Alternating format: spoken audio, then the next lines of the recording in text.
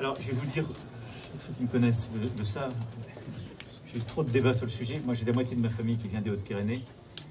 Honnêtement, tous les gens qui inventent des règles et qui ne vivent pas avec des bêtes dans des endroits où il y a l'ours qui redéboule ou le loup, qu'ils aillent y passer 2 nuits. Moi, j'ai pas de leçon à recevoir. Je n'ai pas à m'occuper d'un troupeau et je sais ce que c'est d'angoisse que ça représente et autres. On a essayé de se battre ces dernières années, on a fait un truc le mieux possible, mais c'est Shadok. C'est-à-dire qu'on vous a demandé de protéger, de grillager, de prendre des chiens patous. Après, on vous a mis des pénalités quand les chiens patous attaquaient les mecs qui venaient se balader à côté. Et on claque en effet des dizaines de millions d'euros à indemniser face à un truc qu'on a réintroduit. Objectivement, c'est quand même dur à expliquer. Je ne vais pas vous mentir, je ne sais pas le faire. Donc, est-ce que je suis pour la biodiversité? Oui, à fond. Mais j'avais pris un engagement à Terre de Gym, c'était de dire on va revoir les règles de classement du loup. On a réussi il y a quelques jours.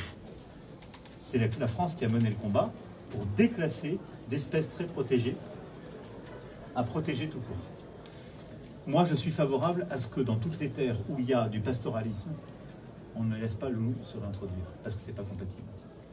Et vous l'avez dit très bien, je crois que c'est le président, vous, le pastoralisme, alors vous avez votre modèle, moi dans les Pyrénées c'est différent, ils les mettent en package pendant des mois, et aujourd'hui à cause du loup et de l'ours, et même du vautour, ils se mettent à ne plus faire et ils les laissent en bas.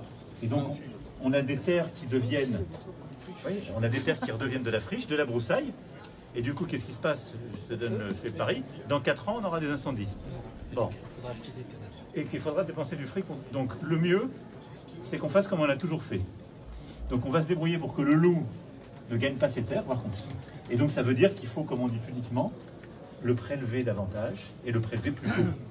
Et donc là, comme c'est plus un espace très protégé, il faut qu'on n'attende pas qu'il se soit installé, que vous ayez fait tous les investissements pour pouvoir prélever.